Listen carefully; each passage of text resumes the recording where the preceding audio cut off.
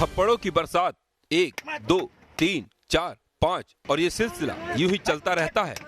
हाथ चलते हैं जो रुकने का नाम नहीं ले रहे। पिट रहा युवक छोड़ देने की गुहार लगाता है, लेकिन बदमाश पर इस कदर पागलपन सवार है कि उस पर किसी बात का फर्क नहीं पड़ता।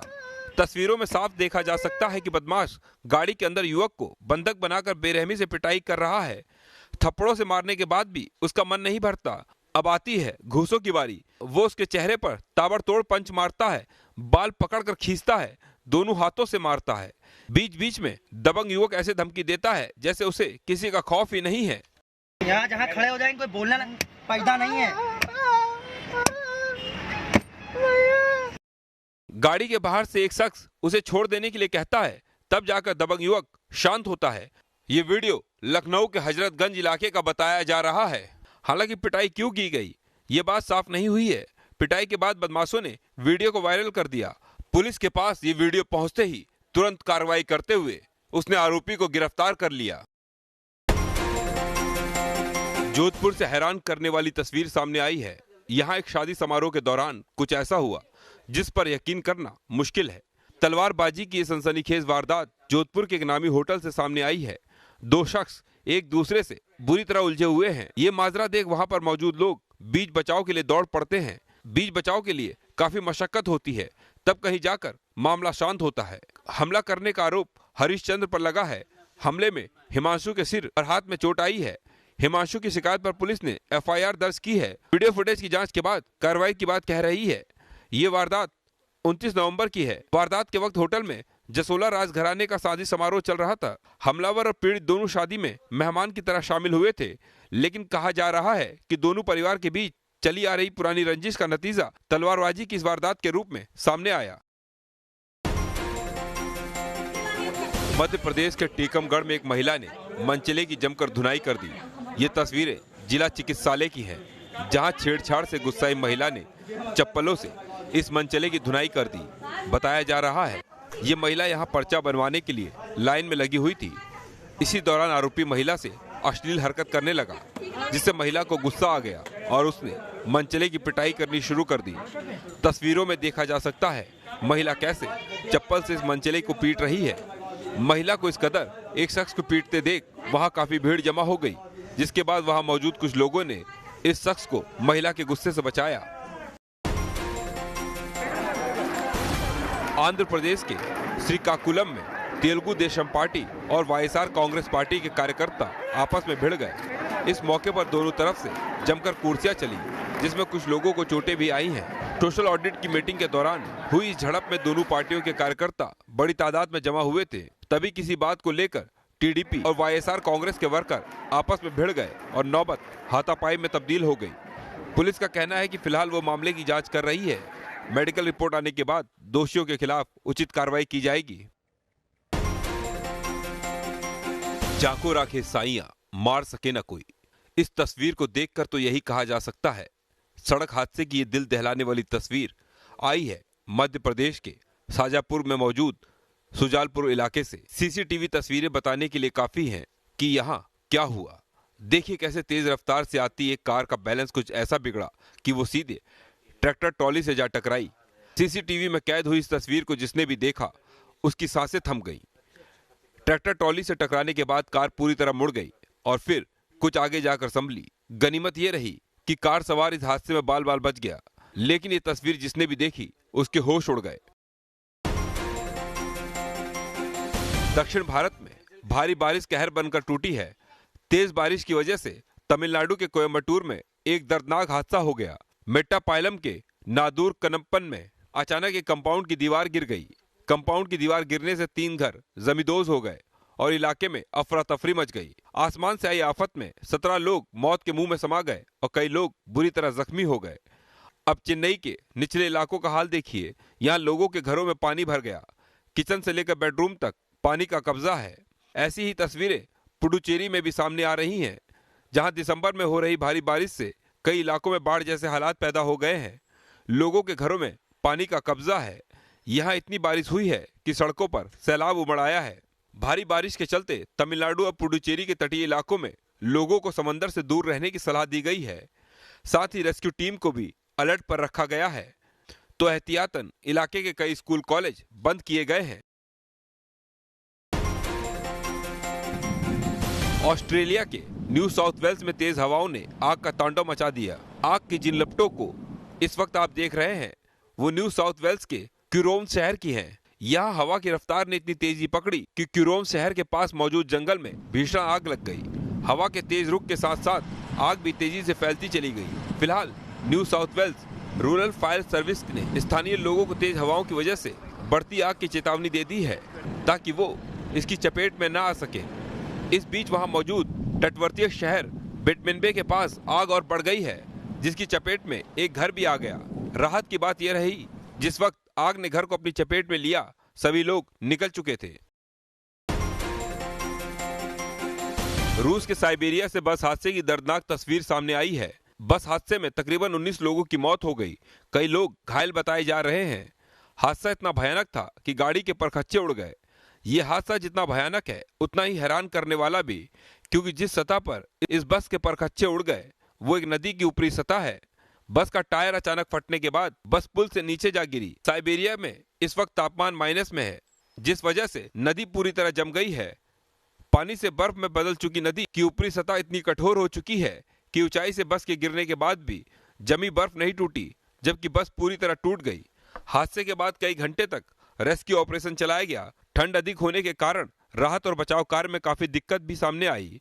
कड़ी मशक्कत के बाद बस में फंसे यात्रियों को बाहर निकाला जा सका। उत्तर प्रदेश के बलरामपुर में एक घर से 12 फीट लंबा अजगर निकलने से हड़कंप मच गया। तस्वीरों में इस अजगर को देखकर अंदाजा लगाया जा सकता है ये कितना खतरनाक है। हैरानी की बात यह है कि जिस वक्त अजगर घर में घुस रहा था, ठीक उस वक्त वहां पर बच्चे खेल रहे थे। राहत की बात यह रही कि समय रहते बच्चों की नजर इस भारी भरकम अजगर पर पड़ गई और उन्होंने तुरंत शोर मचाना शुरू कर दिया, जिसके बाद आसपास के लोग इकट्ठा हो गए। बाद में वन विभाग की टीम ने किसी तरह अजगर पर काबू पाया और इस तरह से एक बड़ा हादसा होने से बच गया। हैदराबाद में वेटनरी डॉक्टर से रेप और हत्या के बाद रेप के कई और मामले भी सामने आए हैं। देश भर में बेटियों पर हो रहे जुल्म के खिलाफ इंसाफ की मांग जोर पकड़ रही है। इस बीच दिल्ली महिला आयोग की अध्यक्ष स्वाति मालीवाल ने ऐलान किया है कि वो बलात्कारियों को 6 महीने के भीतर फांसी दिलाने वाले कानून को लागू करने के लिए आमरण अनशन पर बैठेंगी। आज फांसी की सजा 6 महीने में हो रेपिस्ट को, ये कानून लागू क्यों नहीं हो रहा? ये इसलिए लागू नहीं हो रहा क्योंकि पुलिस इतनी है नहीं हमारे देश में। एक पुलिस वाला 600 केस हैंडल कर रहा है। निर्भया रेप केस के बाद तमाम तरह के सख्त कानून बनाए गए थे, बड़े बड़े दावे किए गए थे, लेकिन लगता है कि इन सब का कोई असर नहीं हुआ, क्योंकि हिंदुस्तान में आज भी रोजाना 20 महिलाएं दरिंदगी का शिकार हो रही हैं। यानी हर घंटे में तकरीबन 4 महिलाओं के साथ वारदात होती है। एमपी के मऊ में दरिंदगी, 4 साल की मासूम से हैवानियत। मध्य प्रदेश के मऊ में जो हुआ वो सुनकर आपका कलेजा कांप जाएगा। बताया जा रहा है 4 साल की मासूम अपने माता पिता के साथ सो रही थी। महू रेलवे स्टेशन के पास एक पुल के नीचे सो रही थी। इसी दौरान कुछ अज्ञात लोगों ने बच्ची का अपहरण कर लिया। आरोपी बच्ची को करीब 200 मीटर दूर सुनसान जगह पर ले गए। दुष्कर्म करने के बाद हत्या कर दी। वारदात रविवार की है। वारदात को अंजाम देने के बाद इसी जगह हैवान बच्ची की लाश को फेंक कर फरार हो गए। बच्ची के माता पिता ने पुलिस में शिकायत की है। पुलिस अब आरोपियों की तलाश कर रही है। अज्ञात लोगों के खिलाफ केस दर्ज कर लिया गया है। हाथ बंधे हैं, पैरों में भी रस्सियां हैं, जमीन का बिछावन है और खुले आसमान के नीचे ये बुजुर्ग बेचैन हैं कि कोई उन्हें इस कैद से आजाद करा दे। ये एक बेटे का अंधविश्वास है जिसने मानसिक तौर पर कमजोर बुजुर्ग पिता को बेबस कर दिया है। मध्य प्रदेश के सीधी में रहने वाले ये बुजुर्ग सालों से बीमार चल रहे हैं। बताया जाता है कि इनकी मानसिक स्थिति ठीक नहीं, तो इलाज के लिए रीवा के अस्पताल में भर्ती कराया गया। काफी इलाज के बाद भी जब इनकी हालत में सुधार नहीं हुआ, बेटे पर अंधविश्वास हावी हो गया। पिता को अस्पताल से छुट्टी दिलवाई और झाड़ फूंक कराने निकल पड़ा। रास्ते में पिता ने विरोध किया तो बेटे और दामाद ने इन्हें इस खंबे से बांध दिया। बताया जाता है कि घंटों तक बुजुर्ग इसी तरह बंधे रहे। सड़क किनारे गंदगी के बीच धीरे धीरे भीड़ इकट्ठी हुई तो लोगों ने पुलिस को खबर दी और फिर इन्हें आजाद कराया जा सका।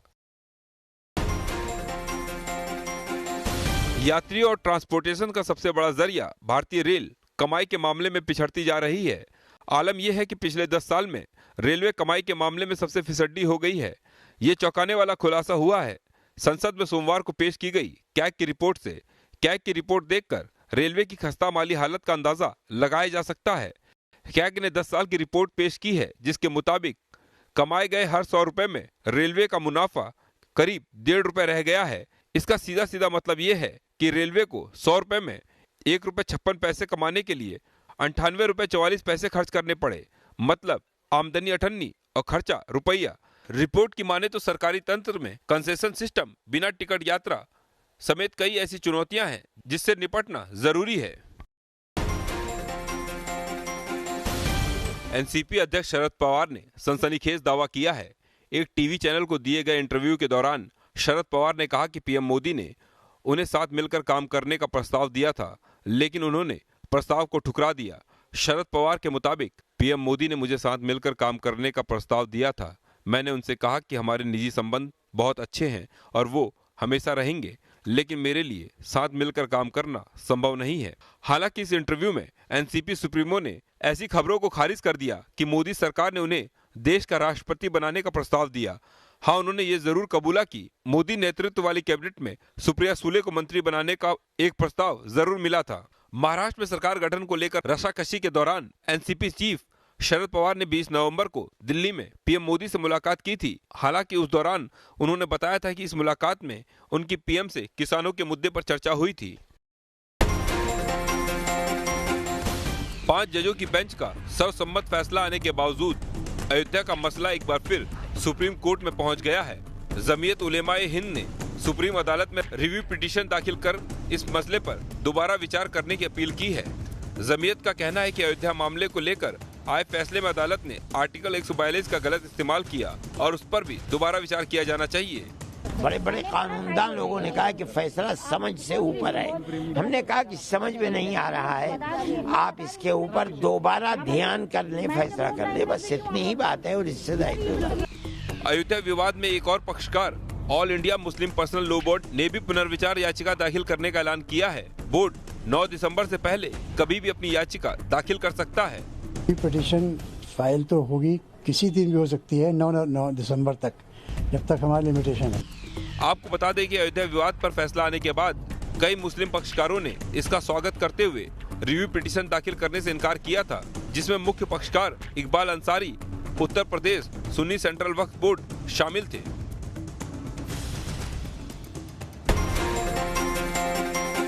एसपीजी सुरक्षा हटाने के बाद कांग्रेस महासचिव प्रियंका गांधी की सुरक्षा में सेंध का मामला सामने आया है।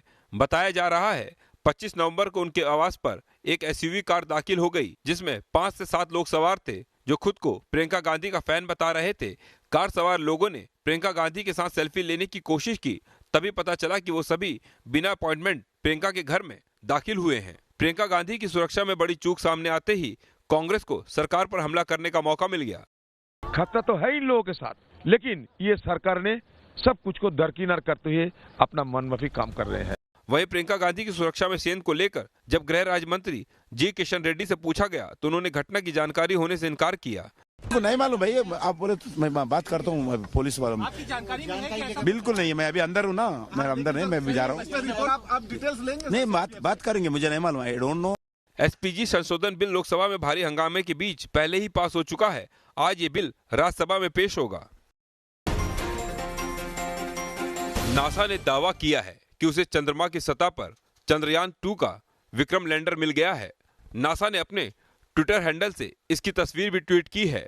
चंद्रमा की सतह पर अध्ययन करने के लिए भारत ने जो चंद्रयान भेजा था, उसके विक्रम लैंडर ने चांद की सतह से कुछ दूर पहले ही 7 सितंबर को संपर्क खो दिया था। नासा ने अपने लूनर रिकोनिसेंस ऑर्बिटर से क्लिक की गई इमेज जारी की है, जिसमें विक्रम की साइट और संबंधित मलबा नजर आ रहा है।